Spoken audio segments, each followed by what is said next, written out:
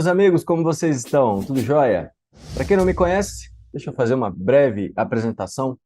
Meu nome é Gustavo Fernandes Salles, eu sou juiz de direito do TJDFT, exerço a jurisdição desde 2017, então lá se vão aí mais de 7 anos.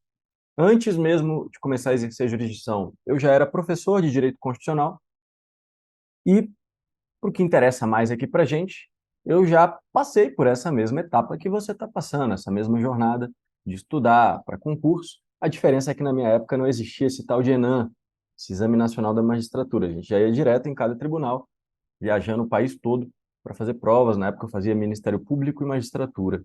E apesar de muitas reprovações que eu tive, eu também obtive algumas aprovações interessantes, como para promotor de justiça, para juiz federal, para juiz estadual. E aí, quando a gente chega num nível bom assim de estudo, a gente acaba passando em vários, escolhendo aquele concurso que a gente quer. Eu escolhi o TJDFT, porque sou do Distrito Federal, já fui servidor do TJDFT antes de ser juiz, então para mim foi uma escolha bem tranquila. E vou colocar aqui na tela o que a gente vai trabalhar hoje. Vai aparecer aí para você. Então, olha, aqui na Verbo Jurídico, a gente vai trabalhar direito administrativo para o ENAM.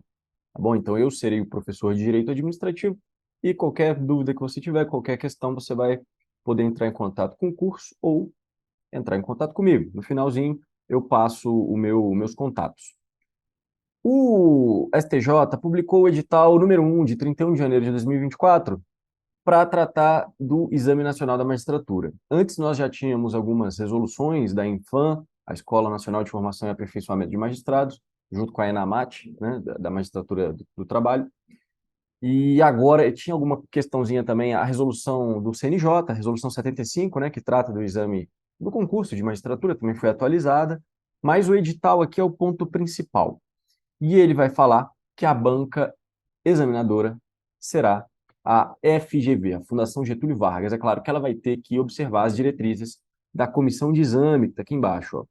Então, a comissão de exame, junto com a FGV, vão realizar o concurso e, nos considerandos, não aqui do edital, mas da resolução da Infam, e as próprias palavras do ministro Barroso, quando idealizou essa questão do ENAM, é que o concurso, ou melhor, o exame, ele tenha uma finalidade prática, ele seja voltado para a resolução de problemas práticos e para escolher os vocacionados à magistratura. Quais que são as nossas apostas aí, falando em geral, não vou nem entrar aqui no direito administrativo ainda. As apostas são que sejam cobrar, que seja, são as cobranças, né, de temas do momento, como a proteção dos direitos dos povos indígenas, quilombolas, proteção a grupos vulneráveis, como idosos, pessoas com deficiência, questões envolvendo direitos humanos, que mais? Direito à antidiscriminação, formação humanística, com cobranças envolvendo o Código de Ética da Magistratura, sobretudo, e princípios aplicáveis à atividade jurisdicional. Em direito constitucional, temas envolvendo o Poder Judiciário, como as garantias de independência e de imparcialidade dos juízes. Enfim, no direito administrativo, se a gente for pensar em problemas práticos, controle jurisdicional da administração pública, que mais? Temas envolvendo improbidade administrativa e os atos administrativos. Então, existe uma ideia, uma diretriz. É claro que a gente só vai saber exatamente como vai ser depois do primeiro exame. Aí a gente vai ficar preparado para os próximos, mais preparado para os próximos, como foi lá quando a FGV assumiu o exame de ordem na OAB, né? Mas essa ideia de que só teremos questões voltadas à prática, ela acaba, na minha opinião, caindo um pouquinho por terra quando saiu o edital. Porque a partir do edital eu vi, por exemplo, em direito constitucional, que há muitos temas teóricos. O edital me surpreendeu. Então você pega lá teoria da Constituição já de cara, que mais? Teoria geral dos direitos fundamentais, hermenêutica, muitos temas que não tem letra de lei, não tem nem muita jurisprudência, tem, mas enfim, temas bem doutrinários. Aí fica difícil você fazer uma questão voltada à prática, uma vocação do juiz. Então acho que vai ser misturado. Como a FGV já costuma fazer questões sempre contando historinhas, casinhos concretos, mas que podem envolver temas doutrinários também. Beleza? Aqui para o direito administrativo, nós temos 10 questões, então uma das grandes disciplinas da prova. Claro que o processo civil, o direito civil e o direito penal acabam tendo 12 cada. Constitucional tem 16, mas constitucional, na verdade, deve ter 10 questões. As outras 6 devem ficar distribuídas aqui em duas, talvez para direito constitucional do trabalho, duas para direito constitucional tributário, que vai ser basicamente um direito tributário, um direito do trabalho, e duas para processo penal. Nós vamos falar lá de princípio da individualização da pena, prova ilícita e tudo aquilo. Beleza. Para a gente aqui, direito administrativo, uma disciplina que representa 10 de 80 questões, é muita coisa, né? É mais de 10% da prova, seria se fossem 8 questões, né? São 10. E quais são os temas mais importantes? Bom, aqui há uma dificuldade de classificar o que é mais importante, porque o edital em direito administrativo ele foi cruel. Ele trouxe um curso inteiro, completo de direito administrativo. Então, é quase como se você precisasse fazer um curso completo de 30 horas aula para pegar todo o edital. Transformando isso aqui em pequenos temas, né? Em expressões mais simples, temos administração pública, organização administrativa, ato administrativo, processo administrativo, licitação, contratos administrativos, poderes administrativos, serviço público, intervenção do Estado no domínio econômico, agentes públicos, bens públicos, controle da atividade administrativa, improbidade administrativa e responsabilidade civil do Estado. Então, todos esses temas são importantes e precisam ser conhecidos pelo estudante para que se possa tentar uma nota relevante em direito administrativo. Nessa nossa apresentação aqui, eu vou falar de responsabilidade civil do Estado, beleza? E, se sobrar tempo, no final eu falo um pouquinho de controle da administração pública, que aí eu, claro, não vou falar de forma completa, eu trago ali algumas pinceladas em alguns temas, responsabilidade civil também. Eu vou falar o que tem mais importante, mas também não vou esgotar totalmente o tema. Lembra que eu fiquei devendo para você o nosso contato? Professor, eu quero ter um contato direto com você, não só com o curso. Para a gente trocar ideia sobre outras coisas, me segue aqui no Instagram, ó, Gustavo_Fernandes_Salles, beleza? Me segue lá que os alunos trocam ideia comigo por direct. Não é um Instagram 100% profissional, que só posta dica, não, ele tem muita dica, tem publicação dos nossos livros, nossas obras, mas é pessoal também. Eu coloco meus cachorros lá, meus filhos, minhas coisas. Então não é 100% profissional, não, que eu não tenho muito saco para ficar só postando dica todo dia. Mas é o nosso meio de comunicação, beleza? Então vamos lá.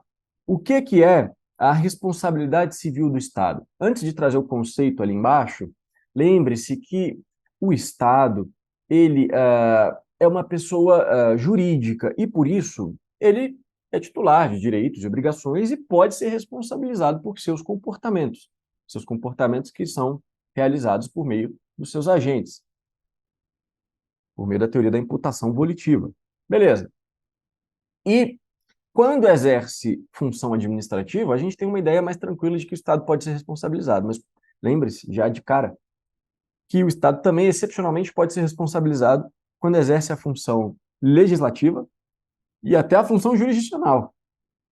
Então, uma sentença judicial, uma lei, dependendo ali do caso específico, elas podem gerar responsabilidade do Estado. Na função administrativa é mais tranquilo e é o tema principal que a gente vai dar uma pincelada aqui nessa nossa aula de apresentação.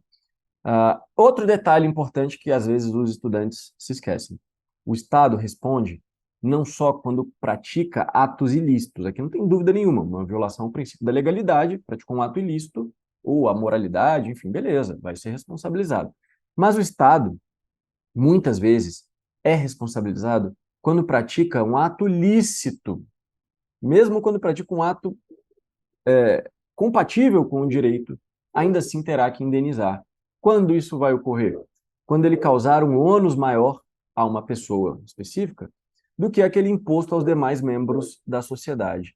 Há uma violação ao princípio da isonomia ou igualdade. Daqui a pouquinho eu vou colocar um quadro aqui 2 slides, para você pegar bem essa diferença da responsabilidade por ato ilícito e da responsabilidade do Estado por ato lícito. Bom, então, conceituando a responsabilidade civil, pego aqui o grande professor Eli Lopes Meireles, ele vai falar, é o fenômeno jurídico que impõe à administração pública a obrigação de compor o dano causado a terceiros por agentes públicos no desempenho de suas atribuições ou a pretexto de exercê-las. Por que a pretexto de exercê-las? É o exemplo daquele policial militar, o cara está de folga, então a princípio não teria responsabilidades do Estado pelas suas ações, mas ele está ali levantando da cama, olha pela janela, no corredor ali da rua, ele vê um bandido correndo e uma pessoa atrás, pega ladrão! E aí ele sai correndo, ainda sem a farda, e invoca a condição de policial, e fala, ó, aqui é polícia! E vai lá e detém o bandido. E vamos supor que ele cause algum dano em alguma situação ali. Nesse caso, o Estado responderá. Por quê? Porque, embora o agente estivesse de folga, ele estava a pretexto de exercer as suas funções. Ele invocou a condição de policial. E aí, o Estado responde nesse caso. Beleza? Que mais? Também o Estado responde por omissões. A responsabilidade civil por omissão é a mais polêmica, é a mais chatinha. A gente vai trabalhar nessa nossa apresentação aqui. E a de Pietro, então, mais um conceito para você. Ela vai falar que a responsabilidade extracontratual do Estado, e isso é importante, no próximo quadro aqui, eu vou diferenciar para você a responsabilidade contratual da extracontratual. O objetivo da aula é estudar a responsabilidade extracontratual. Responsabilidade contratual exige o estudo dos contratos administrativos da Lei 14.133, sobretudo. Então, a responsabilidade extracontratual do Estado corresponde à obrigação de reparar danos causados a terceiros, sempre tem que ter o dano, né? Em razão de comportamentos comissivos ou omissivos, materiais ou jurídicos, lícitos ou ilícitos, desde que imputáveis aos agentes públicos, nessa qualidade. E aí o quadro que eu mencionei para você. Então, temos aqui a responsabilidade contratual versus a extracontratual. Responsabilidade contratual, lei de licitações e contratos. A extracontratual, o artigo principal, é o que a gente vai ver daqui a pouco, o 37, parágrafo 6º da Constituição. Os danos aqui decorrem dos contratos, já que decorrem de comportamentos do Estado na busca do interesse público que não, quando não ostente vínculo contratual com a vítima. E a finalidade? Manter o equilíbrio econômico-financeiro do contrato, já que observar a legalidade, quando pratica um ato ilícito, ou até mesmo a isonomia, quando pratica um ato lícito, mas que causa um dano especial a um grupo ou a alguém. Bom, quais são as fases evolutivas da responsabilidade civil estatal? Tudo começa com aquela máxima. The king can do no wrong, para gastar o meu inglês aqui com vocês. The king can do no wrong. O rei não erra. Essa máxima em estados absolutistas na Europa revelava que não havia possibilidade de responsabilização do Estado na figura do rei. Então, em monarquias absolutistas, além da hereditariedade, da vitaliciedade, né, em relação à ascensão dos governantes, ainda não havia responsabilização civil, é o contraposto à república. Lá no direito constitucional, o princípio republicano exige prestação de contas e eventual responsabilização, tanto por crimes de responsabilidade, o impeachment, por exemplo, como crimes, infrações penais mesmo. Essa máxima durou muito tempo, da irresponsabilidade estatal. A doutrina, o professor Eli Lopes Meireles, vai destacar que isso se encerrou lá na Inglaterra com o Crown Proceeding Act, em 1947, olha como demorou. E nos Estados Unidos, só com o Federal Tort Claims Act, um ano antes, 1946. Beleza, acabou a irresponsabilidade do Estado, agora o Estado é responsabilizado. Mas como? No começo, como o direito administrativo ainda não estava bem desenvolvido, falava-se em uma responsabilidade à luz do direito civil. Então, não tem uma disciplina própria ainda, vamos importar do direito civil, do direito privado. E aí eram as chamadas teorias civilistas. O Estado respondia... Primeiro, ela ainda era bem mitigada ainda. Atos de império não responsabilizava, ainda era aquela máxima da irresponsabilidade. Agora, quando o Estado praticava atos de gestão, ele era responsabilizado, mas era chamada responsabilidade subjetiva pela teoria civilista, né? Depois, essa diferenciação entre atos de império e atos de gestão foi diminuindo, foi caindo, e aí qualquer ato estatal geraria responsabilidade, mais uma responsabilidade subjetiva. Qual era o problema? O problema é que a vítima tinha que comprovar a culpa ou o dolo do agente. Às vezes nem o nome do agente a vítima sabia. Era muito difícil falar que aquele agente agiu com dolo ou culpa, especificamente ali a pessoa física, né? Então, isso não servia para tutelar adequadamente as situações regidas por princípios publicísticos do direito administrativo. Então, rapidamente, essa ideia de teoria civilista caiu por terra E surgiram, então, as teorias publicistas ou publicísticas, e são duas aqui importantes. Qual que é o marco teórico, ou não um marco teórico, mas, na verdade, um marco jurisprudencial, né? Ou prático, concreto das teorias publicistas? Foi o célebre caso da menina Agnes Blanco. Agnes Blanco era uma menininha de 5 anos de idade, que lá em 1871, salvo engano, foi 2 anos antes do julgado, ela foi atropelada por uma vagonete da Companhia de Manufatura de Fumo de um local lá na França, da França. Então ela foi atropelada e teve um problema na perna lá. Acho que ela não chegou a falecer, mas não sei se perdeu a perna, enfim.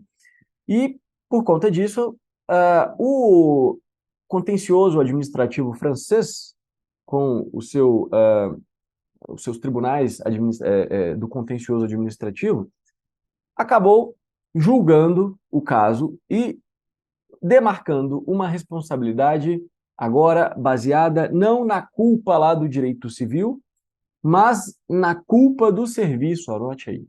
Teoria da culpa do serviço, ou faute du service, não sei se é assim que fala, não sei falar francês.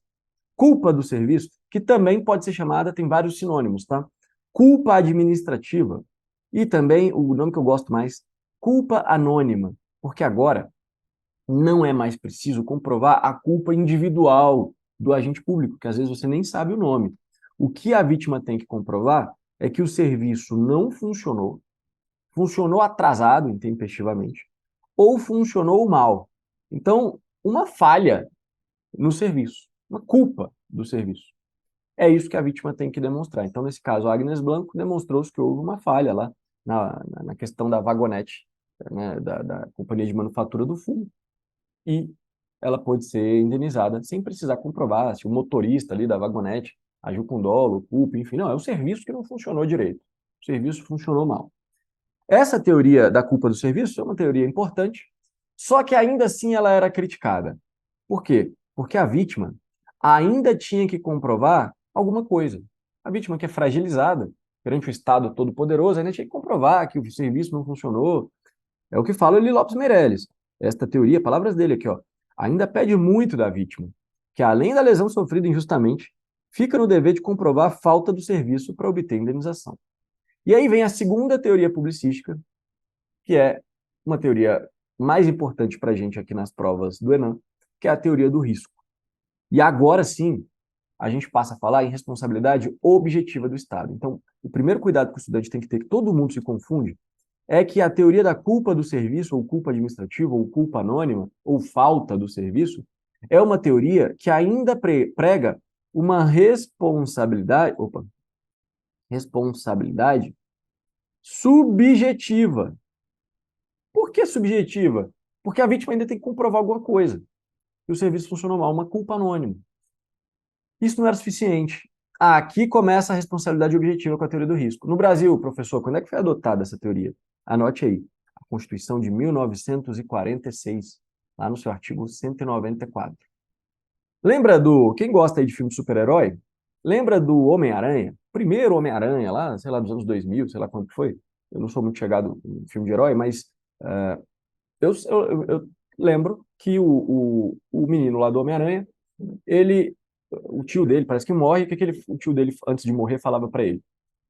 Grandes poderes vêm com grandes responsabilidades. Não era assim que ele falava? Grandes poderes vêm com grandes responsabilidades. E é justamente essa ideia da qual decorre a responsabilidade objetiva do Estado, para você não esquecer nunca mais, ainda mais se você for fã aí do Homem-Aranha. É o que o professor Carvalho Filho, meu autor favorito, José de Santos Carvalho Filho, é o que ele fala. Ó. Passou-se a considerar que, por ser mais poderoso, o Estado teria que arcar com o risco natural decorrente das suas numerosas atividades. A maior quantidade de poderes, ó, o tio do rapaz lá, haveria de corresponder a um risco maior. Surge, então, a teoria do risco administrativo como fundamento da responsabilidade objetiva do Estado. Agora, a gente não fala mais em falta, em culpa do serviço, não interessa mais. Mas olha o trocadilho aqui, ó. Não é mais falta do serviço, mas fato do serviço. Basta ter o serviço público, não interessa como ele funcionou. Troca a ideia de culpa pela ideia de nexo de causalidade. Tem o serviço causou um dano, pode ser um ato lícito, ilícito que seja, vai ter que responsabilizar, porque o Estado pelo risco natural da sua atividade que ele exerce, por ser mais poderoso, ele vai ter que responder. Beleza? Então, fulmina a ideia de culpa pela de nexo de causalidade, e aí os elementos da responsabilidade objetiva do Estado, nesse quadrinho eu coloco aqui para você, a conduta do agente público, lícita ou ilícita, desde que atuando nessa qualidade, um nexo causal entre essa conduta e o dano, obviamente, um dano. Pode ser até um não usuário do serviço, não interessa, o Supremo já falou, vai ter que indenizar. Se for uma conduta lícita, aí o dano tem que ter um elemento a mais, é um dano qualificado, ele tem que ser anormal e específico, causando um ônus maior a ela do que ao resto da sociedade. Se for por uma conduta ilícita, aí pode ser qualquer dano, vai ter que indenizar. Bom, para fechar essa parte evolutiva, lembre-se ainda que a teoria do risco administrativo, ela se divide em duas. Na verdade, não a teoria do risco administrativo que se divide em duas, né? É a teoria do risco como gênero, que se divide em duas. A primeira, aí sim, é chamada de teoria do risco administrativo, que prega a responsabilidade objetiva, exatamente como eu falei, só que ela permite que o Estado fulmine o nexo de causalidade. Então, o Estado pode superar, eliminar o nexo entre a conduta e o dano quando ele comprovar, por exemplo, uma culpa exclusiva da vítima, uma culpa exclusiva de terceiros, força maior, caso fortuito. Então, há uma inversão do ônus probatório, isso que é importante você anotar. Não é mais a vítima que tem que comprovar muita coisa, não. Ela comprova uma conduta, nexo causal, dano. O Estado inverte o ônus da prova, o Estado é que tem que afastar a sua responsabilidade. E a segunda teoria do risco, não é mais risco administrativo, agora é o risco integral. Nessa também a responsabilidade do Estado é objetiva. Só que não há como o Estado afastar a sua responsabilidade. Ele atua como um garantidor universal. Essa teoria só pode ser adotada como exceção. Como fala o Meirelles, se ela fosse adotada como regra, conduziria ao abuso e à iniquidade social, porque o Estado teria que arcar com tudo. Qualquer dano que alguém sofresse, o Estado teria que pagar, e não teria Estado que aguentasse, né? Agora, quando que está prevista essa teoria? Existem casos polêmicos, eu vou trazer 4 casos, alguns são bem polêmicos, o próprio Supremo, em alguns votos de alguns ministros, já afastou alguns desses casos, mas não de maneira vinculante, não, en passant, digamos assim. Mas o que você pode colocar é que os danos causados por acidentes nucleares, bem polêmico, mas tem gente que fala, atos terroristas ou de guerra, aqui o que não tem dúvida nenhuma, esse que você pode marcar com certeza, o dano ambiental, tanto a STJ quanto o Supremo já falaram, dano ambiental adota essa teoria do risco integral. E a hipótese mais recente, aí o professor Rafael Oliveira, ele vai trazer a responsabilidade pelos eventos adversos de vacinas adquiridas pelo ente federado, quando a Anvisa concedeu o registro ou autorização temporária de uso emergencial na forma da legislação específica da época. Então, responsabilidade por danos decorrentes da vacina autorizada pela Anvisa é risco integral do Estado. Não tem como ele falar caso fortuito, força maior, culpa exclusiva da... Não tem, é risco integral. Beleza? E aí, nesse quadrinho, para você anotar no seu resumo aí, irresponsabilidade do Estado, o Estado não responde. Então, não tem ônus da prova para ninguém, o Estado simplesmente não responde. Teorias civilistas, a responsabilidade é com base no dolo ou culpa, do direito civil ainda, a vítima tem que comprovar a culpa ou dolo do agente estatal, que é quase impossível, né? Quase impossível. Depois, a teoria da culpa anônima ou falta do serviço, a vítima tem que comprovar que o serviço não funcionou, funcionou mal ou intempestivamente. Depois vem a teoria do risco, primeiro o risco administrativo, a responsabilidade objetiva, o Estado é que tem que comprovar uma excludente de nexo de causalidade, de responsabilidade. E, por fim, a teoria do risco integral, adotada como exceção, a responsabilidade objetiva também, aqui não tem como o Estado tirar a sua responsabilidade. Qual que é o dispositivo que adota a teoria do cenário atual? Que eu já adiantei, é a teoria do risco administrativo, como regra, excepcionalmente um risco integral, principalmente dano ambiental, hein? Não se esqueça disso. Qual que é o dispositivo constitucional que traz aí o cenário atual? É o 37, parágrafo 6º. Ele vai falar que as pessoas jurídicas de direito público, e não só elas, mas as de direito privado que prestam serviço público, então não é só uma empresa pública ou sociedade de economia mista que presta um serviço público, uma estatal. Pode ser uma empresa privada, desde que preste um serviço público. Por exemplo, uma concessionária de serviço público, que opera uma linha de ônibus. E, cuidado, as estatais só quando prestam serviço público. Se a estatal exerce atividade econômica em sentido estrito, ela não responde aqui com base nesse dispositivo. Elas vão responder pelos danos que os seus agentes nessa qualidade causarem a terceiros, teoria da imputação volitiva, E tem a questão do direito de regresso contra o responsável, contra o agente, no caso de dolo culpa, é a teoria da dupla garantia, que a gente deixa para falar depois. Bom, lembrando novamente, empresas estatais que exploram atividade econômica em sentido estrito não entram no 37, parágrafo 6. A princípio, elas respondem com responsabilidade subjetiva lá do direito civil. Pode ter responsabilidade objetiva? Pode, mas aí é com base no CDC, com base em leis inconstitucionais e não com base no 37, parágrafo 6. E as prestadoras de serviço público podem ser até empresas privadas, lembrando que a vítima pode ser até quem não é usuário do serviço, né? Pode ser alguém que atua, que está fora, uma vítima, que estava passando ali, não é usuário do serviço, e o Estado vai ter que indenizar. Bom, responsabilidade por omissão. Esse é o tema que mais causa dificuldade para os alunos, até porque ele não tem uma resposta fechada. Por isso que ele causa dificuldade. Porque até hoje os tribunais superiores ainda não têm uma posição que você pode falar, é firme, é isso e pronto. Mas eu vou trazer a linha que você vai marcar no ENAM e em provas de magistratura. Então, primeiro, o 37, parágrafo 6º, ele não é muito claro. Ele fala pelos danos que os agentes causarem. Ele não deixa claro se é por ação ou omissão. Ele não deixa claro. Beleza. Então, o que a doutrina fala? Existem 3 correntes. Primeira corrente, responsabilidade subjetiva do Estado. Essa é a corrente da professora Maria Silvia Zanella de Pietro, então uma autora importante, e também do professor Celso Antônio Bandeira de Mello, além de outros juristas, então uma grande corrente. Essa corrente vai falar que quando o Estado atua omissivamente, então ele deixou de atuar, ele só responde com base na responsabilidade subjetiva. Não é aquela responsabilidade subjetiva do civilista, que não existe mais. Seria a teoria da culpa anônima, da falta do serviço. A vítima tem que comprovar, olha, o serviço não existiu, né? Ou foi intempestivo. É o que ela fala, ó, palavras da de Pietro. No caso de omissão do poder público, os danos, em regra, não são causados por agentes públicos, mas por fatos da natureza ou de terceiros. Poderiam ter sido evitados ou minorados se o Estado, tendo o dever de agir, se omitiu. Isso significa dizer que, para a responsabilidade decorrente de omissão, tem que haver o dever de agir por parte do Estado e a possibilidade de agir para evitar o dano. Então, não há como falar uma responsabilidade objetiva em caso de inércia do agente público, que tinha o dever de agir e não agiu, sem que para isso houvesse uma razão aceitável. Qual que é a ideia que, no fundo, a de Pietro, Celso Antônio, querem evitar?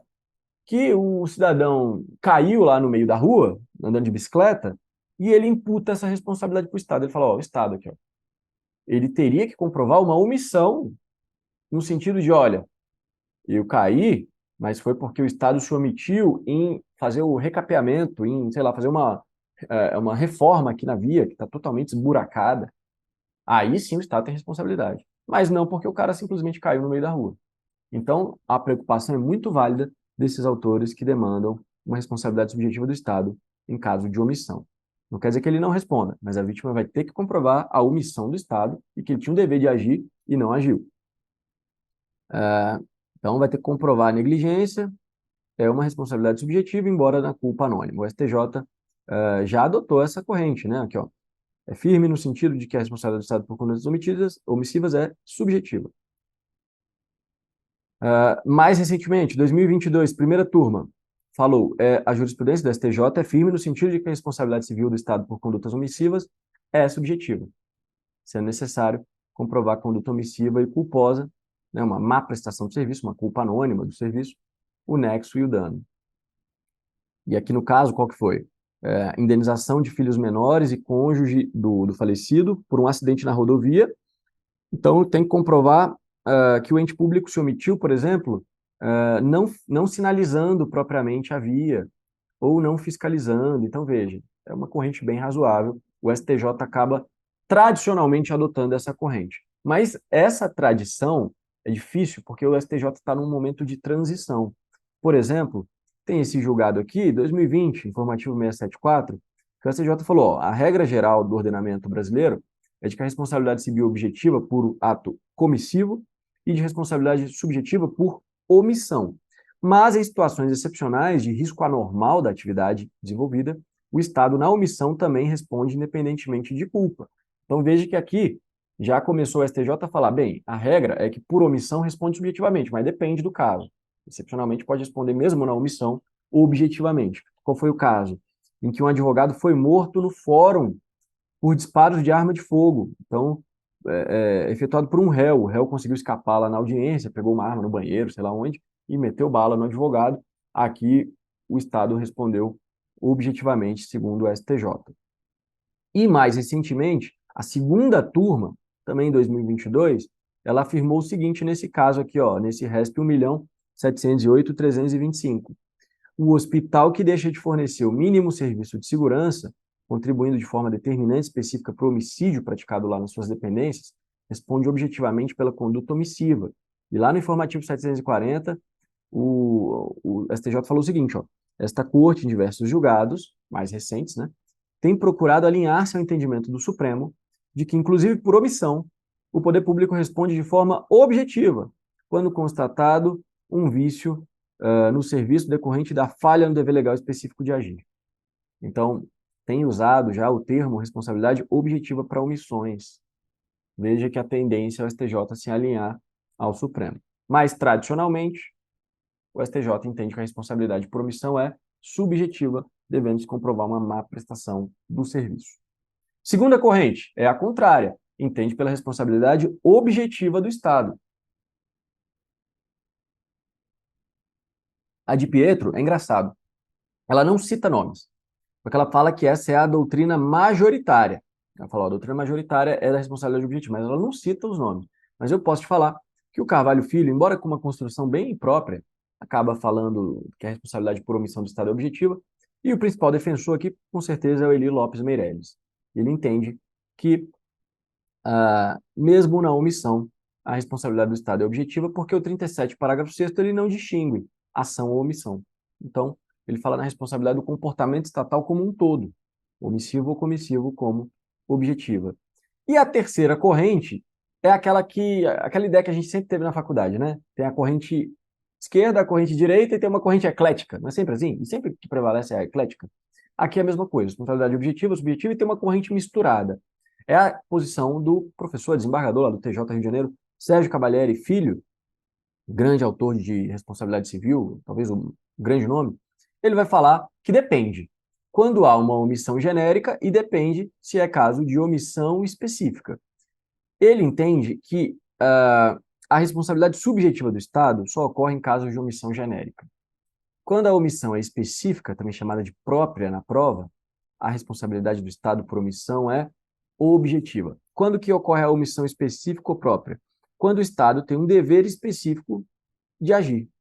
É o que ele fala, palavras dele. Ocorre quando o Estado estiver na condição de garante ou guardião e, por sua omissão, cria situação propícia para a ocorrência do evento em situação que tinha o dever de agir para impedi-lo. Exemplo, a morte do detento na rebelião no presídio.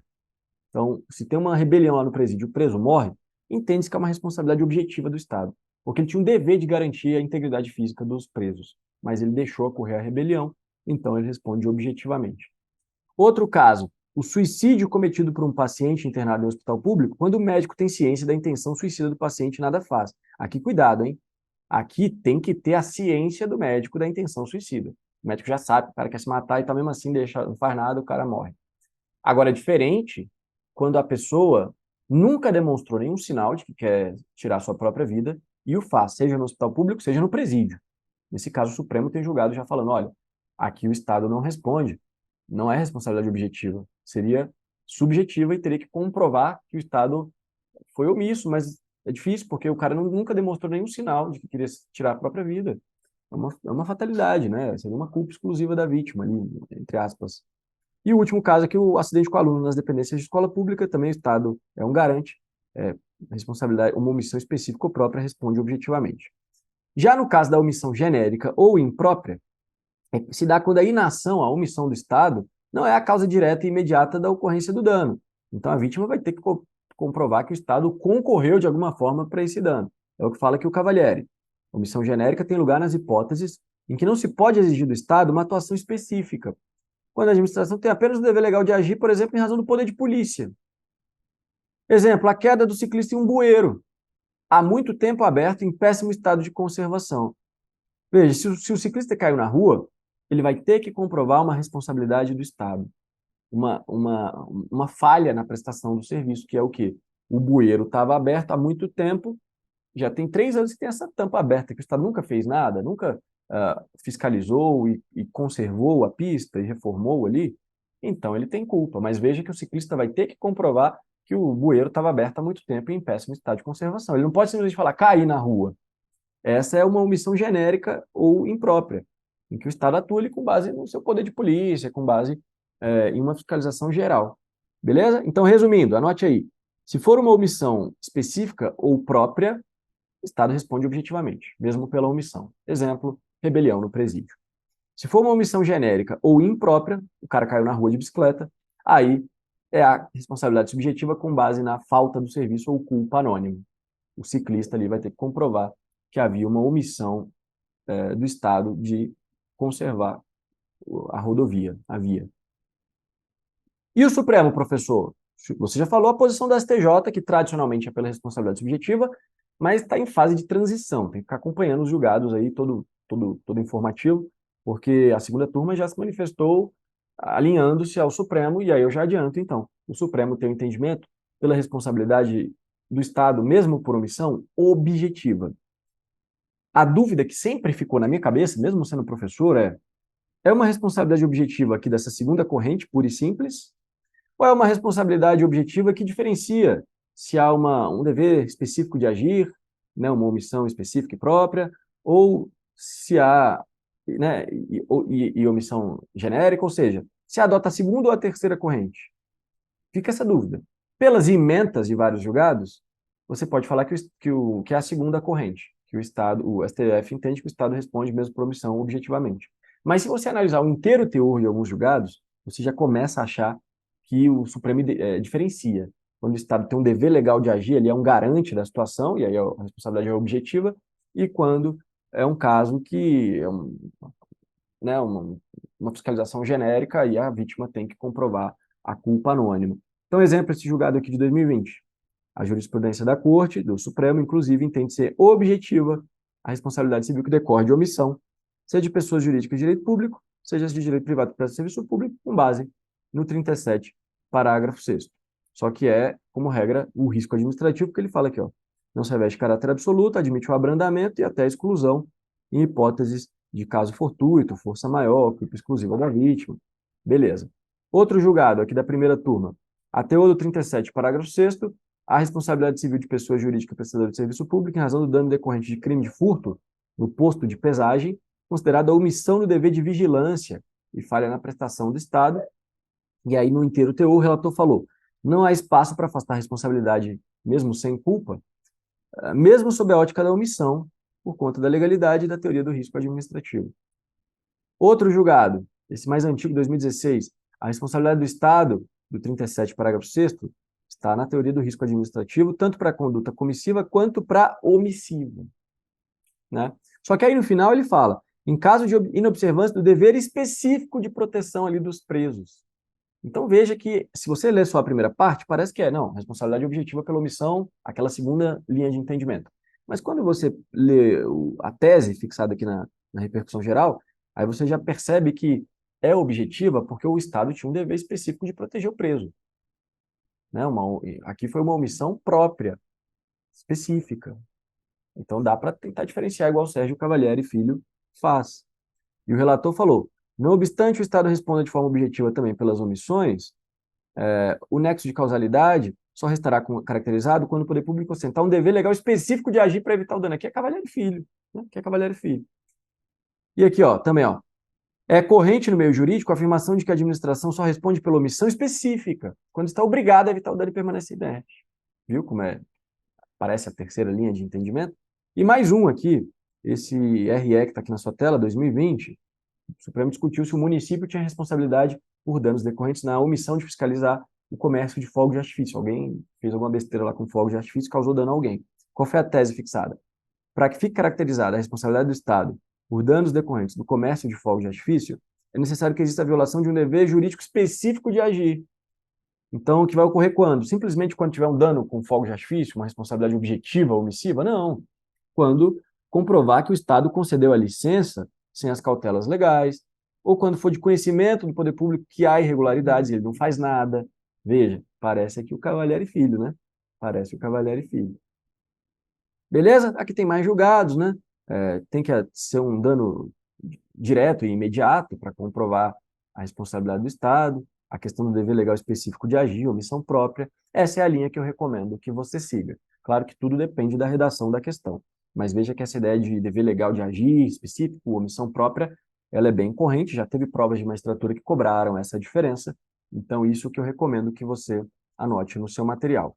Para fechar esse ponto de responsabilidade do Estado nessa nossa apresentação aqui, lembre-se que quem responde é a pessoa jurídica pela teoria da imputação volitiva de Otto Gicht, que é adotada unanimemente no nosso direito. Então, pelo 37, parágrafo 6º, não é o agente público que responde, é o Estado. É a União, é a autarquia, é a empresa prestadora de serviço público, né, a concessionária.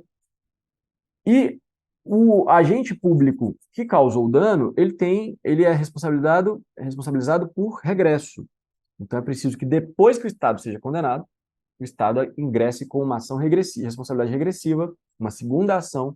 É uma obrigação do Estado, se for condenado, ingressar com essa ação, porque há uma indisponibilidade do interesse público, né? Ele não pode simplesmente, eu pago. Ele tem que buscar o ressarcimento do agente causador do dano, mas aí, para o agente, ele vai ter que comprovar dolo ou culpa, aqui nos bases do direito, nas bases civilistas. Beleza? É a teoria da dupla garantia. Por que ela é chamada de dupla garantia pelo Supremo? Porque, né, inclusive, ele reiterou essa teoria lá em 2019, depois você dá uma lida aqui. Por que ele fala de dupla garantia? É uma garantia para a vítima, que pode ser mais facilmente responsabilizada porque ela pede do Estado, e aí a responsabilidade é com base na teoria do risco administrativo, que é uma responsabilidade objetiva, não vai discutir dolo ou culpa. E é uma segunda garantia agora para o agente público, que não responde por atos que são imputados à pessoa jurídica ao Estado, ele só responde em caso de regresso. Beleza? Então não encerra a legitimação concorrente. A vítima não pode escolher, eu sei que do Estado é mais fácil, que eu não vou discutir dolo ou culpa, mas eu quero pedir a indenização do agente. Não pode. Tem que ser do Estado. É obrigatório, é vinculante. E para a gente fechar essa nossa aula de apresentação, pessoal, eu quero falar do controle da administração pública, mas aqui é só uma pincelada. E esse é um tema importante, muito importante, eu tenho quase certeza. Se eu tivesse que apostar, aposta um tema só que você vai acertar uma questão que vai cair na prova. Controle da administração pública. Porque o ENAM, ele busca a atuação prática do juiz. E o juiz controlando atos administrativos é o que, na minha cabeça, é o mais fácil de eu tentar buscar casos práticos ali para fazer uma questão do estilo que a gente imagina que o ENAM vai fazer. O que é o controle da administração pública? Eu vou pegar o conceito do Carvalho Filho. É o conjunto de mecanismos jurídicos e administrativos por meio dos quais se exerce o poder de fiscalização e de revisão da atividade administrativa em qualquer das esferas de poder. Então, veja que o controle da administração pública ele pode ser feito também pelo Poder Legislativo, também pelo Poder Judiciário e pela própria administração que controla seus próprios atos. Né? E aí não é só o executivo, porque a administração pública ela vai além do executivo. Tem administração pública no judiciário, até em órgãos autônomos como o Ministério Público, enfim. Bom, a Constituição ela trata de forma esparsa do tema, não tem um artigo específico, e mesmo as leis infraconstitucionais também falam de maneira en passant, assim, né? Não tem uma lei específica que eu vou estudar essa lei, que essa lei fala do controle do ato administrativo. O Decreto-Lei 200 de 67, que é bem antigo, né? Ele ainda fala ali do controle como um dos princípios fundamentais da administração pública federal. Beleza. Quais são as espécies de controle? Eu não vou falar de todas aqui para essa nossa aula, eu vou falar só das mais importantes.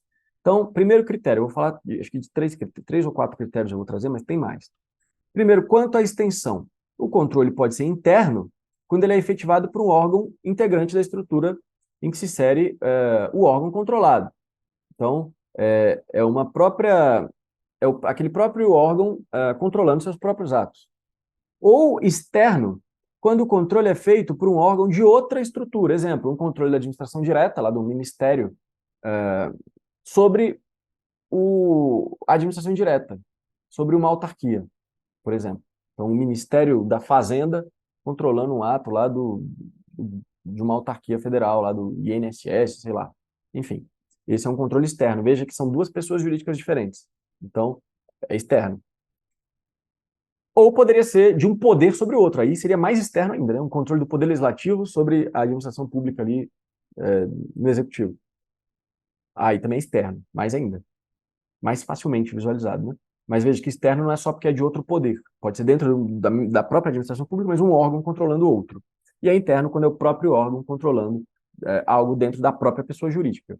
Pode ser um órgão controlando outro, mas dentro da mesma estrutura, da mesma pessoa jurídica. Beleza?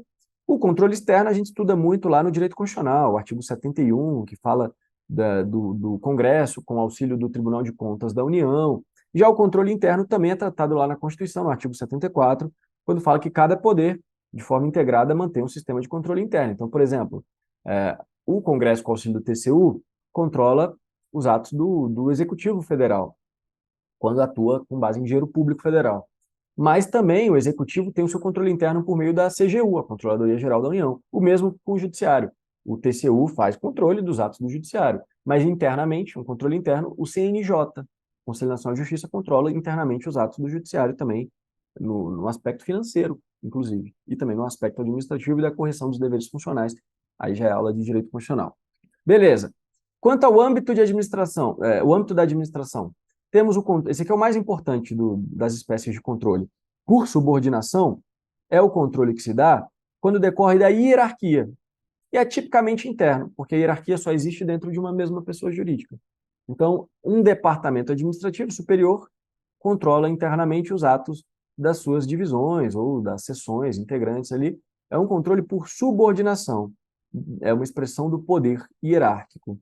O segundo é o controle por vinculação.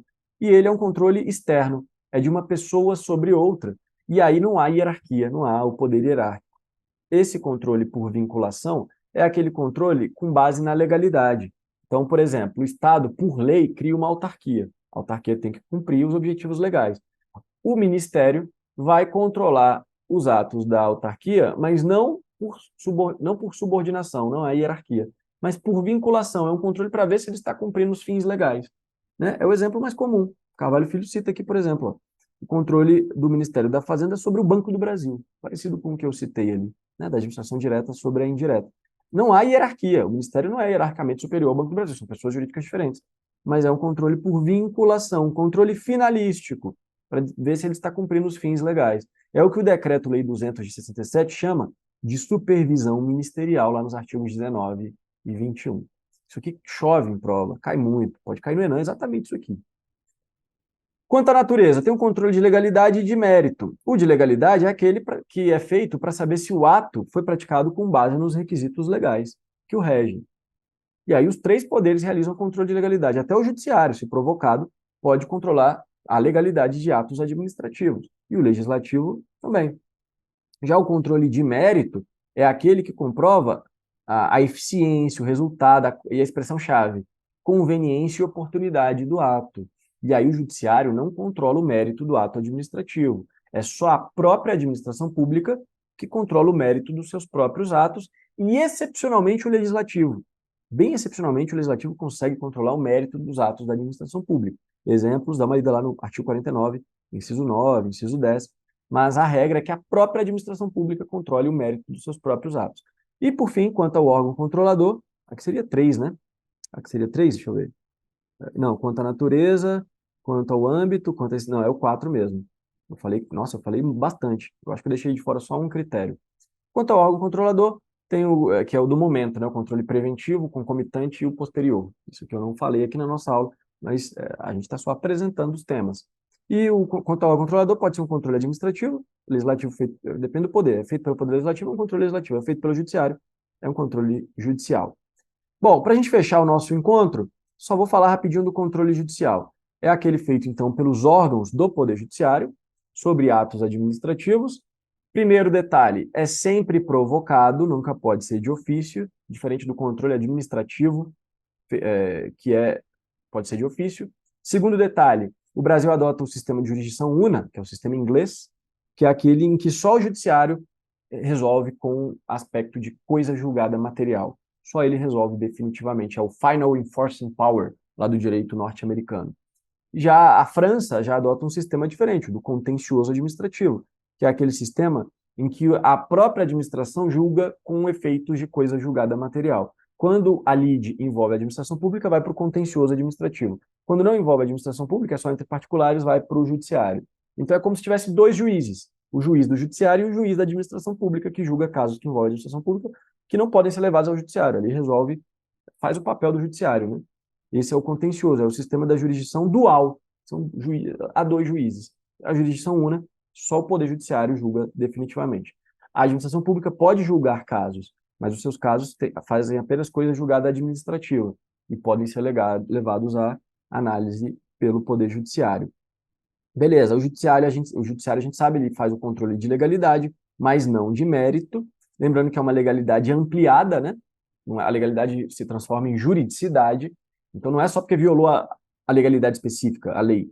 Pode ser que ele seja conforme os dispositivos legais, mas viole a moralidade administrativa, ou viole a razoabilidade, a proporcionalidade, né? Tem isso. Carvalho Filho fala muito bem. O controle de mérito é privativo da administração pública, lembrando que excepcionalmente o legislativo também, e, logicamente, não se submete à sindicabilidade do Poder Judiciário. O que é vedado ao Judiciário, como corretamente tem sido colocado, é apreciar o que se denomina mérito administrativo. Então, o Judiciário não pode reavaliar critérios de conveniência e oportunidade dos atos, porque isso é uma opção do administrador público. A Ad Pietro, ela traz a ideia que eu acho a mais fácil de sintetizar esse assunto. Palavras dela aqui, ó.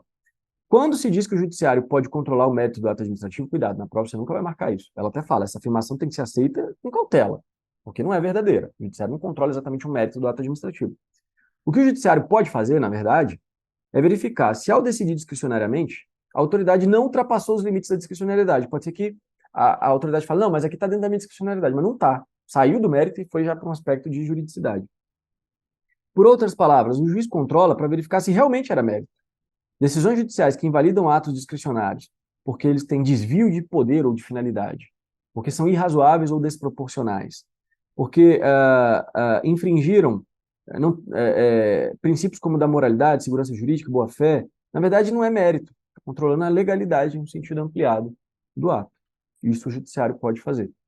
E é possível até mesmo o controle judicial sobre políticas públicas, é claro que em bases excepcionais, envolve aquele tema das escolhas trágicas, né? O executivo e o legislativo, eles trabalham com recursos finitos.